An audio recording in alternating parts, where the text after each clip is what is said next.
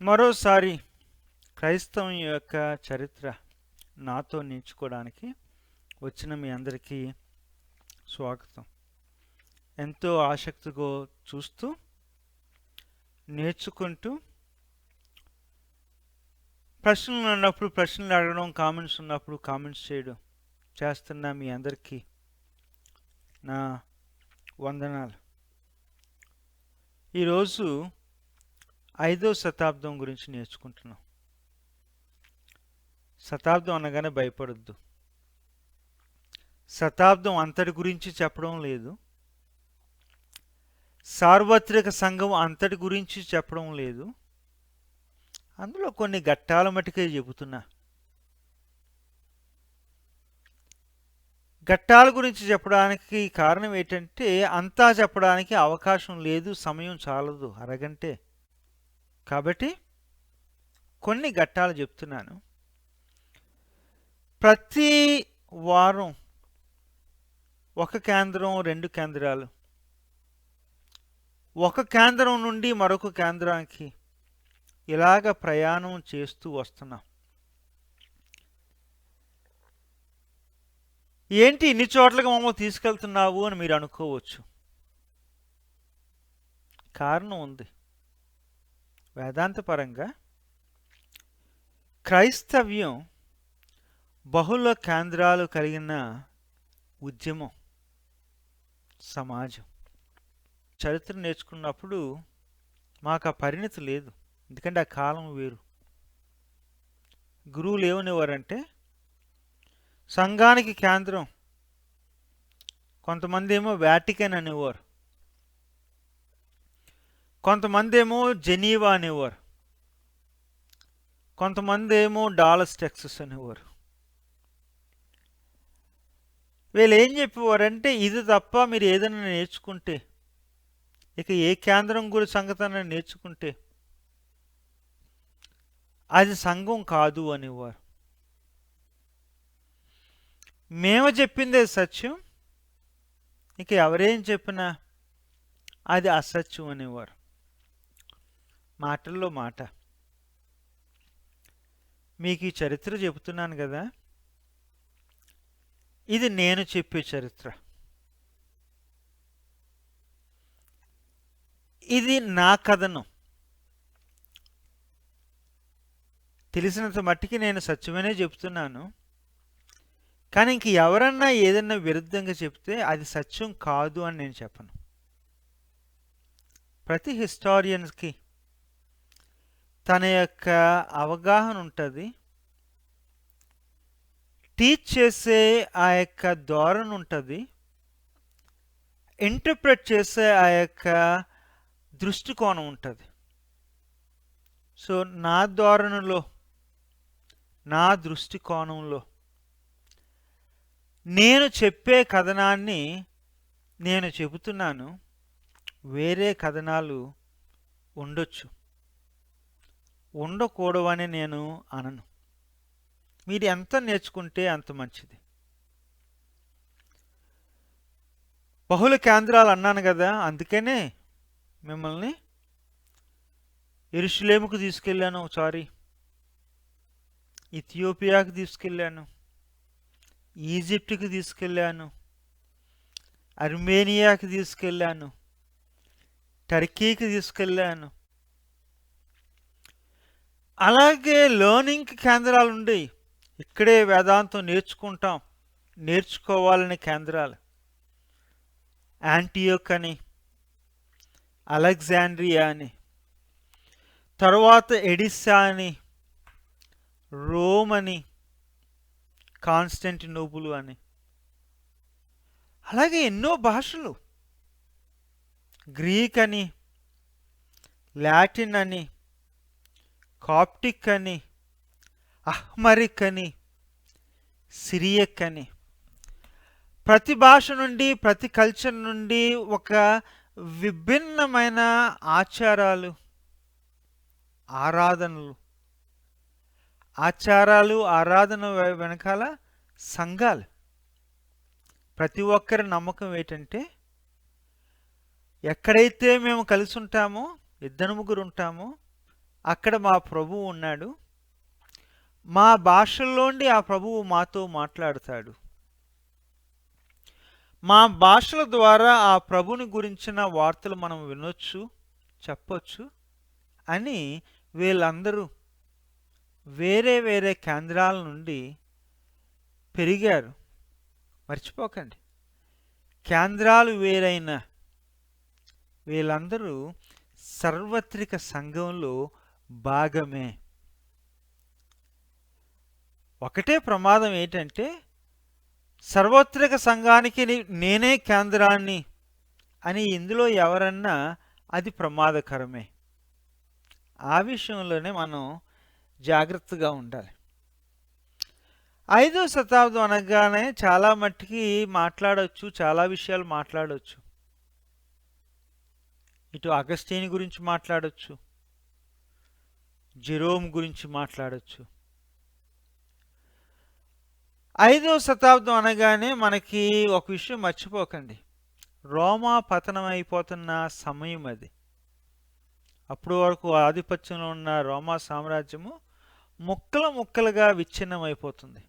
అన్ని సామ్రాజ్యాలు ఎప్పుడోకప్పుడు పతనం అయిపోతాయి. అది చరిత్ర నేర్పించిన పాఠం.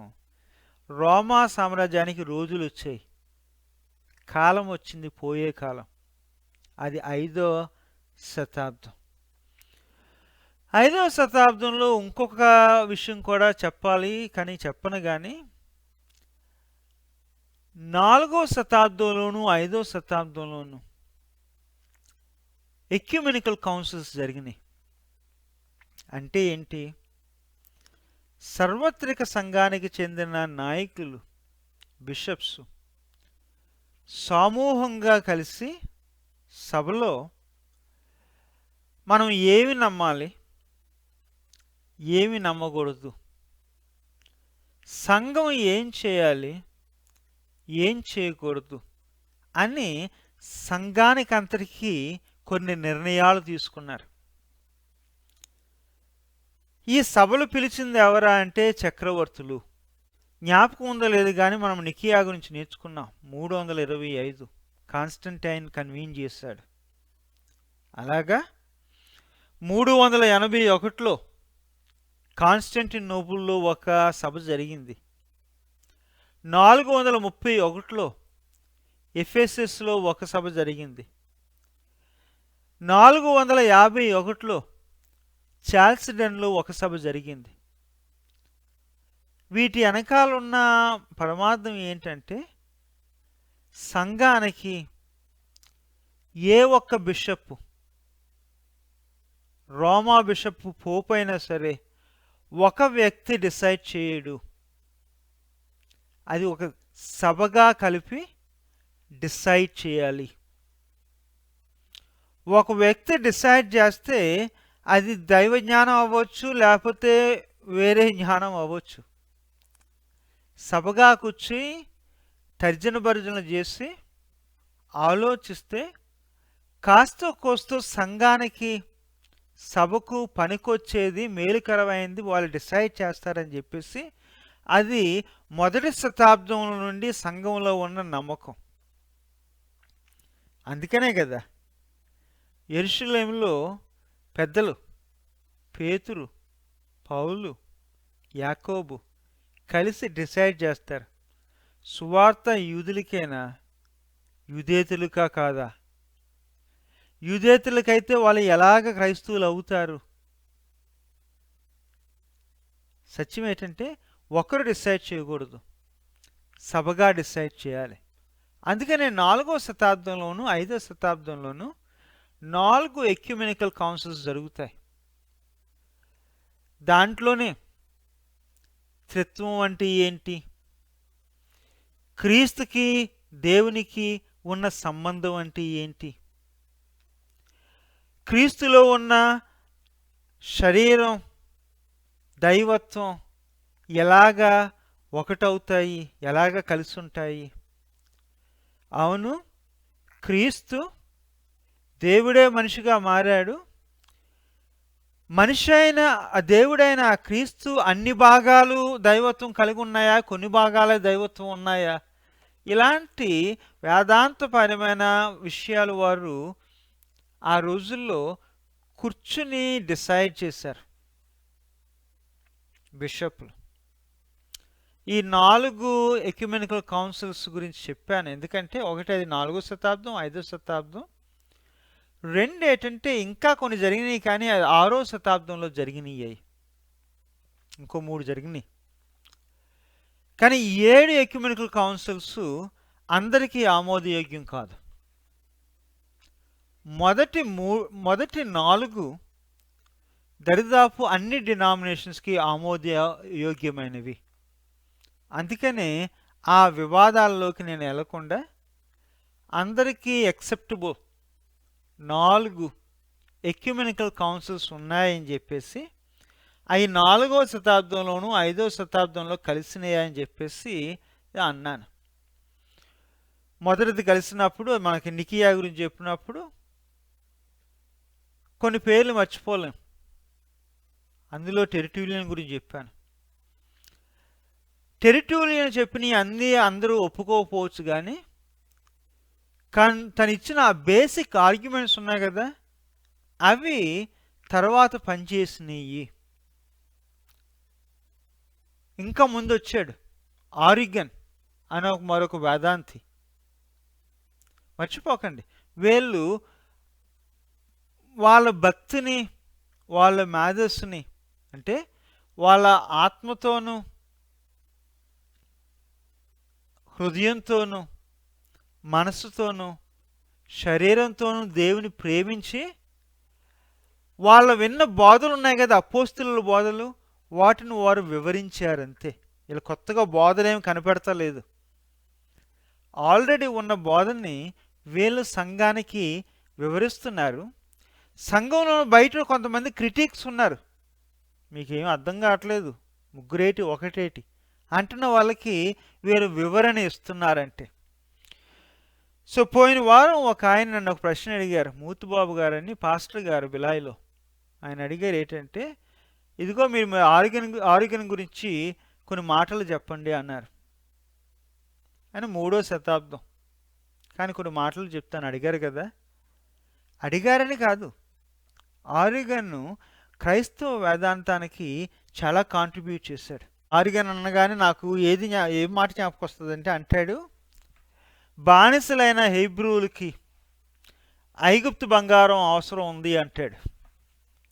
మీ జ్ఞాపకం లేదు, కానీ వాళ్ళ ఐగుప్తుని వదిలి పారిపోకముందు హెబ్రీలు ఏం చేస్తారంటే వెళ్ళి ఐగుప్తీయుల దగ్గర ఉన్న బంగారాన్ని పోగు చేసుకుంటారు. ఆ బంగారంతో ఏం చేశారో అది వేరే విషయంలేండి, అది మీకు తెలుసు. కానీ ఆ ఆరిగన్ను అక్కడ ఒక తెలివైన మాట అంటాడు ఏంటంటే, క్రైస్తవ సంఘం గ్రీక్ ఫిలాసఫీని అలాగ ఉపయోగించుకోవచ్చు, విగ్రహాలు చేయడానికి కాదు, క్రైస్తవం యొక్క మర్మాన్ని వివరించడానికి అంటాడు. అంటే లోకల్గా ఉన్న తత్వశాస్త్రాలు క్రైస్తవ వేదాంతానికి పనికొస్తాయి అని ఆరిగన్ అంటాడు. ఆరిగన్ని అనగానే నాకు ఒక థియరీ జ్ఞాపకం వస్తుంది. త్రిత్వానికి బేసిక్ హౌస్ మేనేజ్మెంట్ థియరీ అని ఒక ప్రపోజ్ చేస్తాడు. ఎందుకంటే అందరూ అడుగుతున్నారు, బయట వాళ్ళు లోనోళ్ళు కూడా అడుగుతున్నారు, ఏంటి 2 3 1 ఏంటి 1 3 ఏంటంటే అంటాడు, అది సాధ్యమే అంటాడు. ఎలా సాధ్యమయ్యా అంటే, ఇప్పుడు మీకు ఇల్లు ఉంది, మీ కుటుంబం ఉంది. ఆ రోజుల్లో కుటుంబాలకైతే బానిసలు కూడా ఉండేవారు. అది నేను చెప్పేది ఏంటంటే 3వ శతాబ్దంలో ప్రతి ఒక్కరికి ఒక్కొక్క పాత్ర ఉంది. ఇంటి అమ్మ ఉంది, ఆమె ఇంట్లో ఉన్న ఈ వ్యవహారాలన్నీ చూసుకుంటుంది. ఈ బానిసలు పనిచేస్తున్నారా లేదా, వాళ్ళు ఏం చేయాలి, పిల్లలు తిన్నారా లేదా, వాళ్ళు ఏం తినాలి, ఇల్లు చక్కగా ఉందా లేదా, పరిశుభ్రంగా ఉందా లేదా, అది ఏం చేయాలి, ఇలాంటి నిజానికి ఇంటి యొక్క పర్యవేక్షణ తల్లే చూసుకునేది ఆ రోజుల్లో. అలాగే ఇంటికి తండ్రి ఉన్నాడు, తన బాధ్యతలు తనకున్నాయి. తర్వాత బానిసలు ఉండేవారు. బానిసలకి ఇంటి యాజమాన్యానికి మధ్యన కొంతమంది మరలా ఇది మధ్యవర్తులు ఉండేవారు, మేస్త్రులు. ఏమంటాడంటే ప్రతి ఇంట్లో ప్రతి ఒక్కరికి ఏదో ఒక పాత్ర ఉంది. అలాగా త్రిత్వంలో ముగ్గురికి వేరే వేరే పాత్రలు ఉన్నాయి.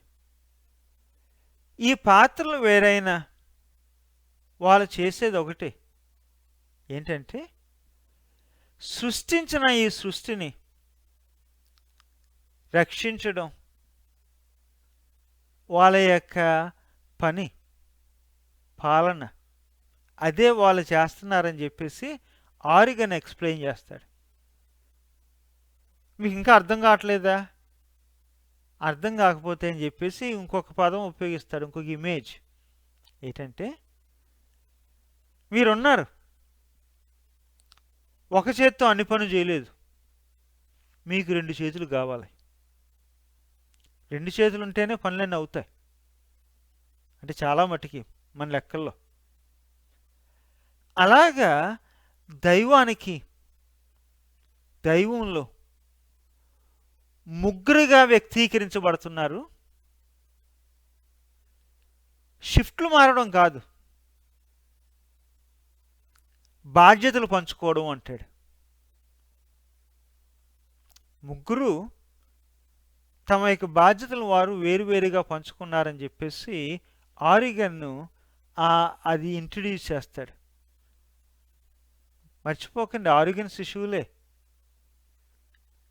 ఈ తర్వాత సభల్లో చర్చ్ ఫాదర్స్గా వచ్చారు.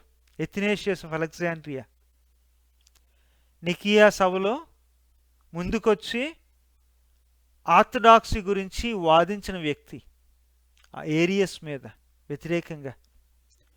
కపడోషియన్ ఫాదర్స్ క్రీస్తు అంతా దైవమా, క్రీస్తులో కొన్ని భాగాలే దైవమా అని వాదించినప్పుడు వాళ్ళు వచ్చి ఇదిగో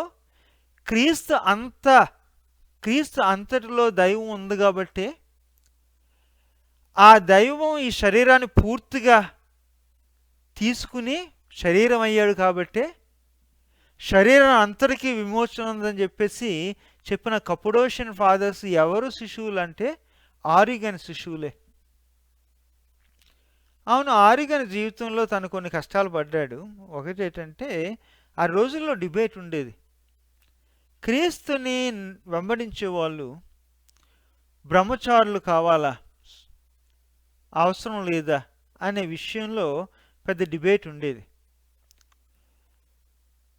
అందులో ఆరిగన్ ఏమంటాడంటే బ్రహ్మచారులు కావాలి, పూర్తిగా సన్యాసత్వం తీసుకోవాలి అంటాడు. ఎంత అంటే కళ్ళొడ్డతో కళ్ళు తీయాలి, చెవులొడ్డతో చెవులు తీయాలి, చేతులొడ్డతో చేతులు తీయాలి, ఇంకా ఏ అవయవాలన్నా అడ్డొస్తే అవి కూడా తీసేయాలంటాడు.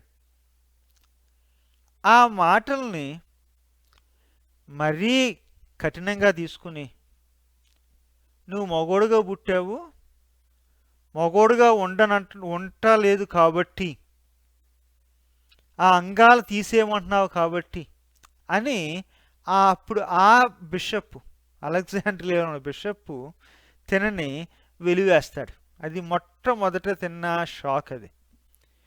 తరువాత జస్టీనియన్, అది 300 సంవత్సరాల తర్వాత, తను చనిపోయిన తర్వాత చక్రవర్తి జస్టీనియన్ మరలా ఆరిగన్ దగ్గరికి వస్తాడు, వింటాడు, అంటాడు వీడు చెప్పిన బాధల్లో కొన్ని బాధలు నాకు నచ్చలేదు, సంఘానికి మేలుకరం కాదని చెప్పేసి తనని అబద్ధ ప్రవక్తగా డిక్లేర్ చేస్తాడు. అంటే అన్ని బోధనలు కాదు, తను చెప్పిన బోధల్లో కొన్ని బోధలనే. మరి రాజుగారు, చక్రవర్తి గారు డిక్లేర్ చేసిన తర్వాత కౌన్సిల్ కూడా దాన్ని ఎస్ అనాలి కదా. లేకపోతే దానికి వ్యాలిడిటీ లేదు. 553 అంటే 606వ శతాబ్దం కాన్స్టాంటినోపుల్లో రెండోసారి కలిసిన ఈ యొక్క ఎక్యుమెనికల్ కౌన్సిల్ వాళ్ళు కూడా అంటారు చక్రవర్తి చెప్పిన మాట రైటే, ఆరిగన్ హెరిటిక్ అని చెప్పి వాళ్ళు కూడా డిక్లేర్ చేస్తారు. హెరిటిక్ని డిక్లేర్ చేసినప్పుడు మర్చిపోకండి, వాళ్ళు ఆల్రెడీ వాళ్ళ టైంలో కొంతమంది శిష్యులకి వాళ్ళ యొక్క బోధలు నేర్పించారు. వాళ్ళ టైంలో సంఘానికి వాళ్ళు కాంట్రిబ్యూట్ చేయాల్సింది చేశారు. వాళ్ళని హెరిటిక్ అన్నంత మాత్రాన వాళ్ళు చెప్పింది ప్రతీదీ అబద్ధ బోధ అనేది అని అనలేం. సో ఆరిగన్ దేనికి జ్ఞాపకం ఉండిపోతాడంటే తాను త్రిత్వానికి ఇచ్చిన ఆ బేసిక్ అవగాహన, అంటే ఆ టైంలో అది గ్రౌండ్ బ్రేకింగ్, దాన్ని బట్టి ఆరిగన్ను జ్ఞాపకం ఉండిపోతాడు.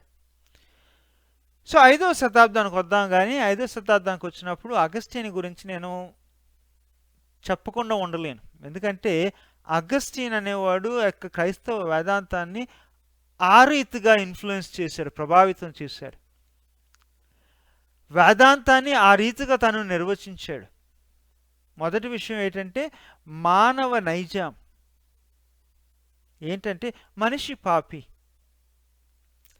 ఎలాగయ్యాడు, పాపం ఎక్కడి నుండి వచ్చింది, పాపం ఎలాగుంటుంది అని చెప్పి నిర్వచించింది ఎవరంటే అగస్టినే.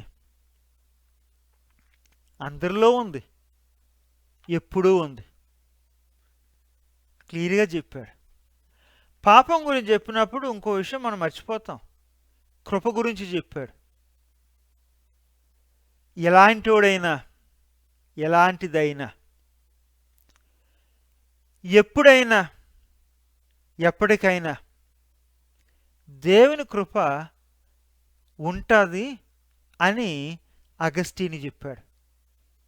అంటే ఇటు పాపం మానవ నైజం, కృప దేవుని స్వభావం అని చక్కని వివరణ అగస్టిన్ ఇస్తాడు.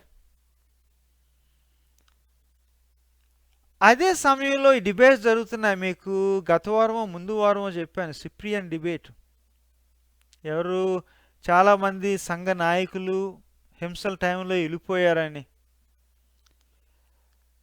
మళ్ళీ హింసలు అయిపోయిన తర్వాత సంఘానికి తిరిగి వచ్చారని, వచ్చిన వాళ్ళకి ప్రభుత్వ సంస్కారం ఇవ్వచ్చా లేదా అంటే అది కృపా సాధకం వాళ్ళ నమ్మకం, వాళ్ళతో కృప పంచొచ్చా. 2 వీళ్ళ బిషప్లు అయిన తర్వాత పారిపోయి తిరిగి వచ్చిన తర్వాత వీళ్ళని బిషప్ గారు అని పిలవచ్చా, వాళ్ళకి అధికారం ఇవ్వచ్చా. మరలా ఆ అధికారంతో కృపతో వచ్చిందని నమ్మేవారు ఆ రోజుల్లో. ఆ కృప వీళ్ళకి చెందిందా అని చెప్పేసి ప్రశ్నలు వచ్చినాయి. కొంతమంది అన్నారు ఒకసారి దేవుడు కృప చూపించిన తర్వాత దేవుడు కృప చూపించాడు కాబట్టి ఇది ఎక్కడికి పోదని కొంతమంది అన్నారు. కాబట్టి ప్రభుత్వ సంస్కారం అవ్వచ్చు, వాళ్ళ బిషప్లుగా గౌరవించవచ్చు. కొంతమంది అన్నారు వీళ్ళు కష్టకాలంలో దేవుడు త్రోలనాడారు కాబట్టి వీళ్ళు త్రోలనాడిన దాన్ని బట్టి దేవుడిని కూడా వాళ్ళని త్రోలనాడాడు, వీళ్ళకేంటి కృపేంటి, వీళ్ళ ద్రోహులు అని కొంతమంది వాదించారు. ఆ విషయంలో అగస్టిన్ కృపకి ప్రాధాన్యత ఇస్తాడు, మరలా జ్ఞాపకం చేస్తాడు, మనం పాపులము అంటాడు. అగస్టిన్ మరొక దానిని బట్టి కూడా జ్ఞాపకం ఉండిపోతాడండి. తను త్రిత్వాన్ని గురించి ఇచ్చిన వివరణ అతి సున్నితమైన వివరణ, వెరీ సఫిస్టికేటెడ్, వెరీ స్కిల్డ్. మర్చిపోకండి, రెటరీషియన్, ఆరేటర్, ఫిలాసఫర్, చక్కగా వాదించి అంటాడు దేవుడు ప్రేమై ఉన్నాడు. ప్రేమ తను ప్రేమించుకోలేదు, ఎవరొకరిని ప్రేమించాలి. ప్రేమలో ఎప్పుడు ఇద్దరు కానీ ముగ్గురు కానీ ఉండాలి. ఒకరితో ఒకరు ప్రేమ జరగదు. కోర్స్ దైవం ప్రేమించాలంటే దైవానికి లోకం ఉంది, సృష్టి ఉంది. అంతేకాదు దైవంలో కూడా బహుళవచనం ఉంది. ఒక్కడే దైవం కానీ అందులో ముగ్గురు. ఒకరినొకరు ప్రేమించుకుంటే తప్పించి ఆ ప్రేమకు అర్థం లేదు, ఆ ప్రేమ సిద్ధించదు అని వివరిస్తాడు. ఇదేంటి అగస్టిన్ గారు, కొంచెం ఆగి చెప్పండి అంటే ఇంకొక పదం ఉపయోగిస్తాడు. వసించుట అంటాడు. వసించుట అంటే నివసించుట, రెసిడెన్స్ అంటాడు. తండ్రి కుమారుల్లోనూ పరిశుద్ధాత్మలోనూ వసిస్తాడు. పరిశుద్ధాత్మ దేవుడు తండ్రిలోనూ కుమారులోనూ వసిస్తాడు. కుమారుడు తండ్రిలోను పరిశుద్ధాత్మలోను వసిస్తారు. ఒకరిలో ఒకరు వసిస్తారు, అందరూ కలిసి వసిస్తారు అంటాడు. అంటే వీళ్ళిద్దరూ ఒకరు కాపురం ఉండడం కాదు, ముగ్గురులో కాపురం ఉండడం, ముగ్గురులో వసించడం, కలిసి మనలో వసించడం. అది మనము దైవంలో వసించడానికి అవకాశం ఉంటుంది. అగస్టిన్ గారు ఎంత చక్కగా చెప్తున్నారు, నాకు ఇంకా అర్థం కాలేదంటే ఇంకా ఎక్స్ప్లెయిన్ చేస్తాడు. ఇదిగో నీవు ఉన్నావు, నీ వ్యక్తివి, నీవు కొన్ని పనులు చేస్తావు, అది నీ ఎక్స్టెన్షన్, అది నీ వ్యక్తిత్వంలో భాగం. నువ్వు చేసే పనులు నీలో మనసులో నుండి వస్తాయి. అంటే నీవు, నీ కార్యాలు, నీ మనస్సు అంతా కలిపి నీలోని భాగమే. వాటిని విభజించలేం, కానీ అవి వేరే. ఇంకో మాట అంటాడు, మీకు మెదడు ఉంది కదా, మెదడు ఎప్పుడు ఖాళీగా పనిచేయదు, దాంట్లో జ్ఞాపకాలు ఉంటాయి.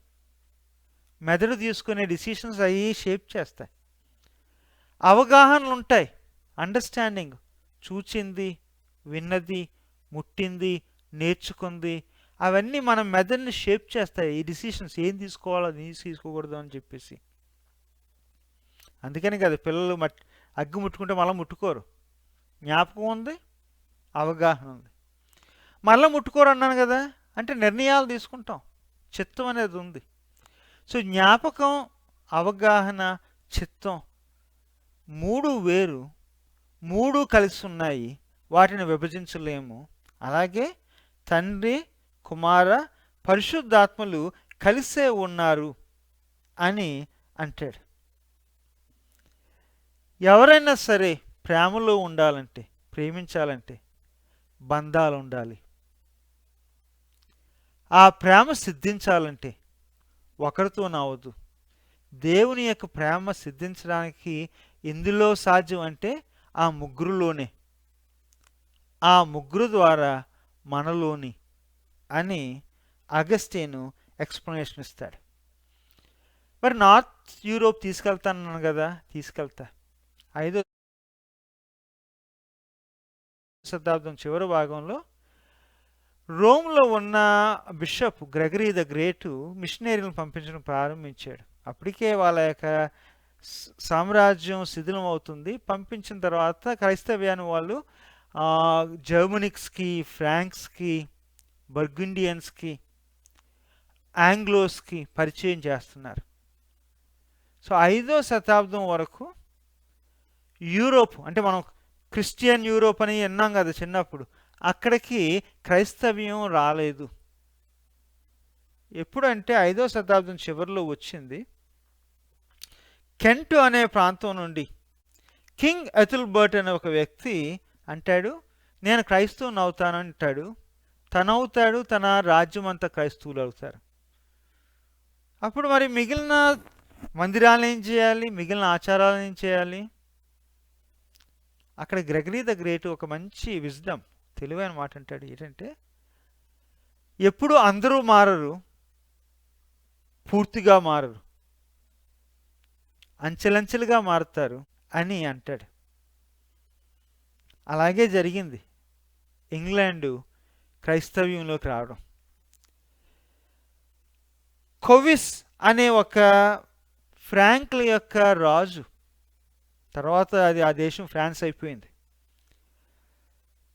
తాను 481లో రాజు అవుతాడు. రాజ్య విస్తరణలో భాగంగా ఏంటంటే రాజులు పిల్లల్ని పెళ్లి చేసుకున్నప్పుడు పక్క రాజుల దగ్గరికి వెళ్ళి వాళ్ళ రాకుమారులు చేసుకునేవారు, ఎందుకంటే సత్సంబంధాలు ఉంటాయని చెప్పేసి. అలాగెళ్ళి బర్గెండేలో ఉన్న రాకుమార్ని చేసుకున్నాడు. ఆమె క్రైస్తవురాలు. పిల్లలు పుట్టారు. పిల్లలు ఏ మతానికి చెందుతారు? అప్పుడు డిసిషన్ ఏంటంటే, ఇదిగో మరి నీ మతం ఏదో ఉంది కదా, నీ మతంలో బాప్తిస్మం ఇవ్వమని చెప్పేసి పిల్లలకి బాప్తిస్మం ఇప్పిస్తాడు మహారాజు. యొక్క జీవిత చివరిలో 496 ఆ ప్రాంతంలో, అంటే 5వ శతాబ్దం చివరి భాగంలో తను కూడా క్రిస్మస్ రోజున బాప్తిస్మం తీసుకుంటాడు. తీసుకుని రాజ్యంలో ఉన్న వాళ్ళందరికీ ఒక ఉత్తర్వులు ఇస్తాడు. ఏంటంటే, నేను క్రైస్తవుని అయ్యాను, మీరందరూ క్రైస్తవులు అవ్వండి అని చెప్పేసి. అది న్యాయమా? అది సబువా? ఆ విషయాల గురించి నేను మాట్లాడను, కానీ హిస్టారియన్గా ఒక మాట చెప్తాను. యూరోపు